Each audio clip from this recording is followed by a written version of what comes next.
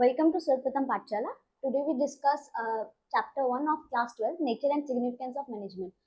मैंने पहले ही सारा डिस्कस कर दिया था सिलेबस क्लास 12 का, आप वो वीडियो देख सकते हैं। फर्स्ट है सबसे पहले आपका डेफिनेशन ऑफ मैनेजमेंट। मैनेजमेंट अगर हम बात करें, आपका हर एक जगह आप देखते हो कि आपका यूज होता है, तो मैनेजमेंट है क्या?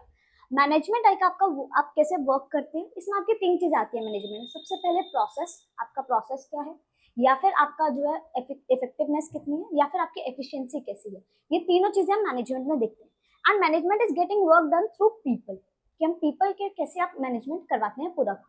सबसे पहले आपका है प्रोसेस। प्रोसेस में आपका आता है कि आपका क्या क्या डिफरेंट प्रोसेस है मैनेजमेंट में। सबसे पहले आप क्या करते हैं, प्लानिंग, ऑर्गेनाइजिंग, स्टाफिंग, डायरेक्टिंग, जो कि आप फंक्शंस ऑफ मैनेजमेंट में भी सीखेंगे आगे। नेक्स्ट है आपका इसके बाद प्रोसेस के बाद इफेक्टिवनेस। इफेक्टिवनेस एंड एफिशिएंसी में बच्चे बहुत ज्यादा कंफ्यूज होते हैं कि क्या है इफेक्टिवनेस, क्या है और एफिशिएंसी क्या है। इफेक्टिवनेस की अगर हम बात करें, T it means like a time, कि आप पूरे टाइम में आप पूरा क्या कर रहे हैं, इफेक्टिवनेस अपनी पूरी कंप्लीट कर रहे हैं, कि आपका कोई भी आपका गोल है आप उतने टाइम पीरियड में आप कंप्लीट कर रहे हैं। एंड एफिशिएंसी टाइम पीरियड के साथ साथ आप उसको एफिशिएंटली सारा काम कर रहे हैं। जैसे कि अगर आपको दिया कि 500 यूनिट्स आपको 1 वीक में कंप्लीट करनी है प्रोडक्शन, ऐसे आपने कर दी, लेकिन आपने ज्यादा उसके लिए रिसोर्सेज यूज कर लिए, ऑप्टिमम यूटिलाइजेशन नहीं करा रिसोर्सेज का, तो इसके लिए आपका जो है इसमें आपका लॉस है। तो हमें इफेक्टिवनेस विद एफिशिएंसी हमें मैनेजमेंट का एज अ टारगेट पूरा करना होता है।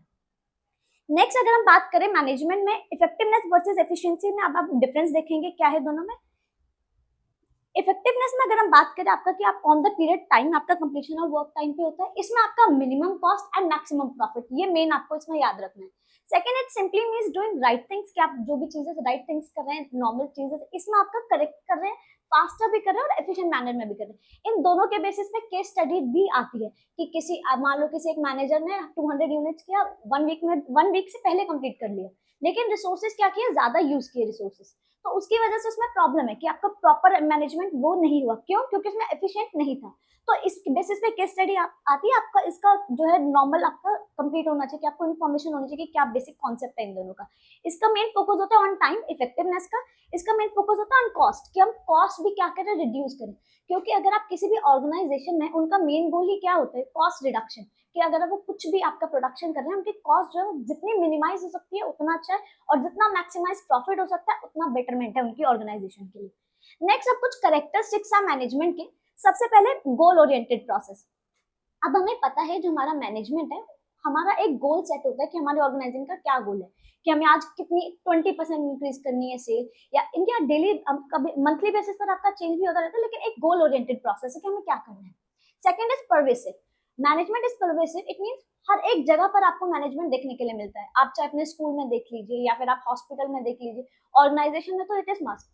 अगर हम बात करें कि यूएसए में कैसा है, जर्मनी में कैसा है, हर कहीं आपका जो है यहाँ पर आपका मैनेजमेंट होता है। ये अलग बात है कि उनका कल्चर अलग है, तो डिफरेंट तरीके से मैनेजमेंट होगा, but it's all pervasive. Next, intangible force. We can not see management, या फिर हम कुछ उसको देख नहीं सकते, हम खाली उसका इफेक्ट देख सकते हैं। फॉर एग्जाम्पल, अगर आप अपने स्कूल में भी देखें आपकी मैनेजमेंट हो रही है, बट आप मैनेजमेंट को देख नहीं सकते कि कैसी चीजें आपकी हो रही है। आप उसका इफेक्ट देख सकते हो कि आप जो है डिसिप्लिन में हो या पंक्चुअल हो, ये सब आप देख सकते हो। Second is dynamic function. ऐसा नहीं कि मैनेजमेंट आपने एक सेट कर दिया कि ऐसा होना चाहिए। अगर हम बात करें कि इवोल्यूशन कैसा हुआ मैनेजमेंट का, कि पहले रूल्स एंड रेगुलेशन के बेसिस पर ही हम खाली मैनेजमेंट करते थे, लेकिन आज की डेट में खाली आपका रूल्स एंड रेगुलेशन के बेसिस पर खाली मैनेजमेंट नहीं है। आप जो पूरा देखते हैं आपकी क्या क्रिएटिविटी है, आप कितना अडेप्टेबिलिटी है, आपकी कौन से एनवायरमेंट में आप कितना चेंज हो रहे हैं, that is your dynamic function.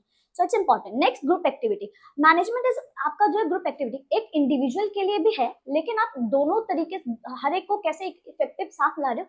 क्योंकि अगर सारे इंडिविजुअल अगर डिफरेंट डिफरेंट काम करेंगे, आपका रिडक्शन कॉस्ट के लिए हेल्प नहीं करेगा। हो सकता है कि जो एक फंक्शनल हेड ने करा दूसरा फंक्शनल हेड भी वही कर ले, कोई कॉपरेशन ही नहीं है, कोई ग्रुप एक्टिविटी ही नहीं है। So management is that important. Next, continuous process. ये आपका चलता रहता है। अगर आपने आज डिसाइड किया, ऐसा नहीं आप कल मैनेजमेंट छोड़ देंगे, आज भी होगा कल भी होगा, आपका ये चलता रहता है continuous. Next is multi dimensional. Characteristics में हम बात करें मैनेजमेंट बाय पीपल, पीपल भी मैनेजमेंट करते हैं आपका, वर्क, ऑपरेशन, ये सब आपका इसमें आता है मल्टी डायमेंशनल में, कि आपका कैरेक्टरिस्टिक्स ऑफ मैनेजमेंट में ये सारे हैं आपके। इनके बेसिस पर भी आपके क्वेश्चन आते हैं। कोई एक केस स्टडी यदि इंपॉर्टेंस अब मैनेजमेंट बताइए इनमें कौन कौन सा नहीं है, कौन सा वायलेट हुआ, ऐसे बेसिस पर भी आपको क्वेश्चन आ सकते हैं। नेक्स्ट आपका मैनेजमेंट ऑब्जेक्टिव्स। मैनेजमेंट के आपके 3 ऑब्जेक्टिव्स होते हैं, organisational, social and personal. Organisational objectives की अगर हम बात करें, ये आपका डिवाइडेड है आपके 3 इसमें। कोई भी ऑर्गेनाइजेशनल होगा, ऑर्गेनाइजेशन में आप ऐसा भी कह सकते हैं जो उनके इकोनॉमिक ऑब्जेक्टिव्स होते हैं वो ये कैसे फुलफिल करते हैं। सबसे पहले अगर हम किसी भी बात करें, एटमोस्ट प्रायोरिटी होती है किसी भी बिजनेस की, ऑर्गेनाइजेशन की, कि सर्वाइवल, कि वो सर्वाइव कर सके सबसे पहले। जैसे कि जो भी उनकी कॉस्ट है, इतना रेवेन्यू उनके पास कि वो जो भी उनकी कॉस्ट है एटलीस्ट वो तो वो कवर कर सके। सेकेंड है प्रॉफिटेबिलिटी। अब अगर उन्होंने कॉस्ट कवर कर ली तो अब एडिक्वेट प्रॉफिट भी आना चाहिए ताकि वो आगे और सर्वाइव करें, ग्रो करें। अब इंसेंटिव्स, क्योंकि उन्हें सक्सेसफुल जो भी उन्हें ऑपरेशंस करने हैं आपके, चाहे वो ऑपरेशन में कोई भी आपका काम करना है तो आपका वो भी प्रॉफिटेबिलिटी। और नेक्स्ट ग्रोथ, अगर हमारी ग्रोथ, अगर हमारे प्रॉफिट हो गया, सर्वाइवल हम आगे हो गए, तो हमारा लास्ट गोल होता है हमारा ग्रोथ, कि आगे आपका वो चलता रहे ऑर्गेनाइजेशन। ये नहीं कि मतलब अब प्रॉफिट हो गया तो छोड़ दिया, हमें आगे के भी एटलीस्ट ध्यान रखना है, risk factor, that already learn in class 11। Next is social objectives. अब अगर हम बिजनेस चला रहे हैं इसका मतलब ये नहीं हम खाली अपनी ऑर्गेनाइजेशन देखेंगे कि हाँ हमारा प्रॉफिट हो रहा है बाकी दुनिया गई भाड़ में। सबसे पहले आपका है सोशल ऑब्जेक्टिव्स। सोशल ऑब्जेक्टिव्स में हमें रीजनेबल रेट पे एंड क्वालिटी प्रोडक्ट्स देने हैं किसी भी कंज्यूमर को, और जेन्युइन एम्प्लॉयमेंट अपॉर्चुनिटीज भी देनी है कि जो भी हमारे डिसएडवांटेजेस सोसाइटीज हैं या फिर हमारी वीकर सेक्शन है उनको भी हमें क्या करना है, आपको उनको साथ लेकर चलना है। नेक्स्ट बेसिक अम्यूनिटीज, जैसे स्कूल्स को, हॉस्पिटल्स को, आपने देखो काफी ज्यादा चैरिटी वगैरह भी करते हैं organisation, that is their social objectives. Next is personal objectives. Personal objective, जो भी एम्प्लॉयज हैं हमारे ऑर्गेनाइजेशन में वो उनमें क्या इफेक्ट करते हैं, उनकी फाइनेंशियल नीड्स को पूरा करना। एंड आपने देखा होगा कई आपके जो है बिजनेस में उनको और ज्यादा इंसेंटिव्स वगैरह भी देते हैं, उनको घर प्रोवाइड करते हैं, that is their personal objectives. Now all ये सारा हमने देख लिया कि मैनेजमेंट क्या है, objective. Now the importance of management, हमें मैनेजमेंट करना ही क्यों है। अगर हम मैनेजमेंट नहीं करेंगे तो हमें ग्रुप गोल्स नहीं हम अचीव कर सकते। जैसे कि अभी मैंने आपको बताया कि ग्रुप एक्टिविटी है तो हमें हमें नहीं पता कि फंक्शनल हेड ने एक ने क्या किया, दूसरे ने क्या किया, so it's very important. Next अगर हम बात करें कोई भी जो हमारी डेवलपमेंट ऑफ द सोसाइटी है, अभी हमने पूरा देखा कि अगर हमारा सर्वाइव, अगर वो इफेक्टिव रेट पर अगर आपको सोसाइटी में देंगे, वीकर सेक्शन की हेल्प करेंगे, all over the development of the society आपकी होगी। Increases efficiency. ऑब्वियसली अभी मैंने आपको बताया कि अगर मैनेजमेंट होगा, मैनेजमेंट के आपके यही है effectiveness and efficiency. Effectiveness it's not that major task for the management, it's efficiency. Effectiveness भी है but should be the balance between both. Efficiency इसलिए होगी अगर हम तो एक साथ कॉपरेट करेंगे, मैनेजिंग करेंगे, हमें पता है कि हमारा मैनेजमेंट किस तरीके से, तो एफिशिएंसी भी आपकी इंक्रीज होगी मैनेजमेंट में। नेक्स्ट जो है आपका इंपॉर्टेंस ऑफ मैनेजमेंट हो गया अब हमारा। इसके बाद अब आपका है कि हमारा जो नेचर ऑफ मैनेजमेंट कैसा है। सबसे पहले मैनेजमेंट एज एन आर्ट, आपका प्रोफेशन, एंड आपका जो है science. Management as an art, अगर हम देखें आर्ट क्या होता है, किसी भी चीज के एक्सपीरियंस हम कैसे करते हैं या फिर हमारी क्रिएटिविटी कैसे, हमारी पर्सनलाइज एप्लीकेशन कैसे किसी भी चीज को यूज करने के लिए। अब हमारे मैनेजमेंट एज एन आर्ट में एग्जिस्टेंस ऑफ थ्योरेटिकल नॉलेज की आपने देखा होगा हमारी आर्ट में सिस्टमैटिक एक मटेरियल अवेलेबल होता है, हमारी क्या क्या प्रिंसिपल्स हैं किसी भी एक फील्ड को करने के लिए, that you will study in basically art. Next personalised application. अब बेसिक नॉलेज जो है हमारी आर्ट की वो डिफर करती है। मान लो कोई म्यूजिशियन है, एक म्यूजिक अपना अलग गाएगा, दूसरा अलग गाएगा, इट्स अ डिफरेंट आपका क्या होगा। Next practice and creativity. जैसे कि हमें पता है कि based on practice and creative music में 7 टोन्स होते हैं, लेकिन इसका मतलब ये नहीं कि हर कोई सेम ही आपका जो है टोन्स करेगा, हर एक का डिफरेंट होता है कि उन्होंने कैसे प्रैक्टिस करी है, कैसी क्रिएटिविटी है उनकी बेसिस पर। तो इसमें हमारा मैनेजमेंट में क्या रोल है, आपको सिर्फ बेसिक आइडिया रखने की मैनेजमेंट एज एन आर्ट क्या है। ऐसा ये नहीं कि मैनेजमेंट में आप ये लिख दें। एज अ मैनेजमेंट अगर हम बात करें, इनका यूनिक स्टाइल है मैनेजमेंट का, मैनेजिंग थिंग्स की हम कैसे करते हैं, हमारी क्रिएटिविटी कैसे अप्लाई करता है मैनेजमेंट कि पूरा एग्जैक्ट तो हमने कैसे, क्रिएटिविटी हमारी कैसे होगी मैनेजमेंट की, हम उसमें कैसे करेंगे, हमारी स्किल्स कैसे इंप्रूव हो रही है। अगर हमें स्किल्स इंप्रूव करनी है वो हमारी एक दिन में नहीं हो जाती, हमारी प्रैक्टिस करते हैं हम उसकी डिफरेंट डिफरेंट वेज में, एंड क्रिएटिविटी हम अपनी दिखाते हैं अलग वेज में कि हम मैनेजिंग कैसे कर रहे हैं कोई भी things. So this is how you can use management as an art. Second is management as an science. अगर हम साइंस के बारे में बात करें, साइंस एक सिस्टमैटिक बॉडी ऑफ नॉलेज है जो कि हमें जनरल थिंग्स बताती है, जैसे कि सिस्टमेटाइज बॉडी ऑफ नॉलेज की हमारा कॉज एंड इफेक्ट, जैसे कि जो हमारा लॉ ऑफ ग्रेविटी, एप्पल गिरा तो हमारी पूरी लॉ ऑफ ग्रेविटी हुई, so that is a systematise body of knowledge. Next is a principle based on experiment and observation. अब अगर हम बात करें systematise body of knowledge management कैसे है, मैनेजमेंट में एक पूरी नॉलेज, एक पूरी बुक वगैरह, जैसे कि फ्यॉल के प्रिंसिपल्स अभी आप आगे पढ़ोगे, क्या मतलब पूरा एक सिस्टमाइज उन्होंने हमें दिया हुआ है। Principle based on experience and observation. Science में अगर हम बात करें, आपकी सारी चीजें पहले एक्सपेरिमेंट्स होती है, ऑब्जर्व करते हो, उसके बाद आप बताते हो कि हमारा उसमें क्या है।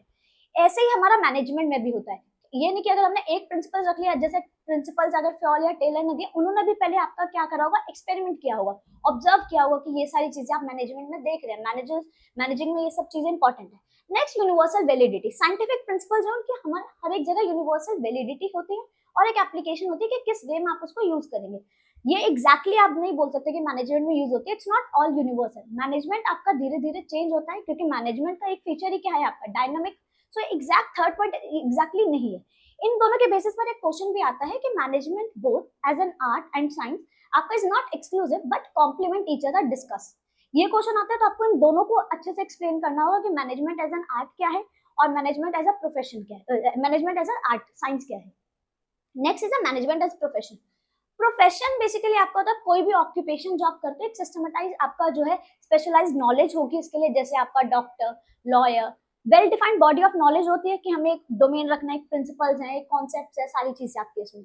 रिस्ट्रिक्टेड एंट्री होती है, यानी कि कोई भी एंटर नहीं कर सकता इसमें, ऑल्दो अगर उनके पास कोई एजुकेशनल डिग्री नहीं है, जैसे कि डॉक्टर, लॉयर में अगर बार काउंसिल के उनके पास नहीं है तो ऐसे एंट्री नहीं कर सकते आप। नेक्स्ट प्रोफेशनल एसोसिएशंस होते हैं इनके, कि मतलब एक कोड ऑफ कंडक्ट कैसे है, इसमें लिटिल आपका बोल सकते हो कि मैनेजिंग का थोड़ा कोड ऑफ कंडक्ट है, जैसे कि हमें मैनेजिंग के बारे में बताते हैं कि हमें क्या क्या कोड ऑफ कंडक्ट रखने हैं, and ethical code of conduct हमें रखने कि हमें गाइड करना कि बिहेवियर जो है मेंबर्स का वो सब, एंड सर्विस मोटिव कि मेन प्रोफेशन हमारे क्या होती है कि उनके क्लाइंट्स को सर्व करना, जो भी वो बोले। मैनेजमेंट जो है पूरे ऑल फीचर्स जो है प्रोफेशन के नहीं करता full fledge, like all the profession like doctor, lawyer, एक दो आप बोल सकते हो like ethical code of conduct जो है एंड सर्विस मोटिव, आप ये बोल सकते हो, ये पूरा लेवल पर नहीं है। Next is your levels of management. सबसे पहले अगर हम बात करें जो हमारे इंडिविजुअल कॉन्ट्रीब्यूटर्स होते हैं, जो हमारे सेल्समैन, क्लेरिकल या फिर हमारे टेक्नोलॉजिकल, इनका ज्यादा इसमें रोल नहीं होता। Top level, middle level and आपका जो है लोअर लेवल, फर्स्ट लेवल या लोअर लेवल आप इन्हें बोलते हैं। टॉप लेवल में आपके आते हैं जो भी प्रेसिडेंट होते हैं, आपके बोर्ड, वाइस चेयरमैन, ये सब आपके इसमें आते हैं। इनका काम क्या होता है, पॉलिसीज बनाना, स्ट्रेटेजीज बनाना कि आपका ऑर्गेनाइजिंग कैसे प्रॉफिट मोटिव के लिए ज्यादा होगी।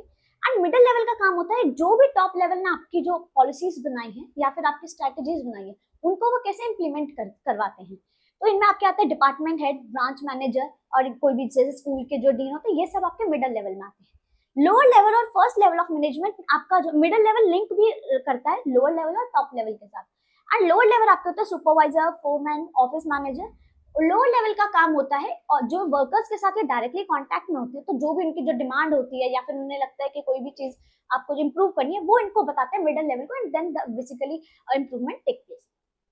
सो these are top level, middle level and low level. इनके बेसिस पर भी क्वेश्चन आते हैं कि ये पॉलिसीज टॉप लेवल ने पॉलिसीज बना दी, फिर इसके बाद जो है अभी यहाँ पर ये कौन करवाएगा, तो मिडिल लेवल आपका करवाता है, किनसे, लोअर लेवल और इनसे।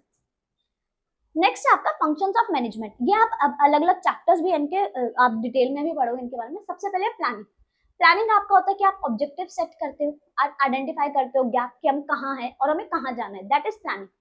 Next organising. ऑर्गेनाइजिंग में आपका होता है कि आपके रिलेशनशिप कैसे, आप ड्यूटीज असाइन करते हो कि आपको क्या ड्यूटीज करनी है, टास्क करने हैं, ये सब आपका होता है ऑर्गेनाइजिंग में।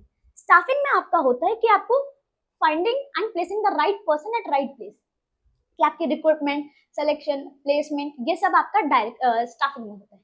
Next is directing. डायरेक्टिंग में आप जो उन्हें सुपरवाइज करते हो, मोटिवेट करते हो, लीड करते हो, बेसिकली इन्फ्लुएंस करते हो कि ताकि आपका टास्क इफेक्टिवली एंड एफिशिएंटली हो।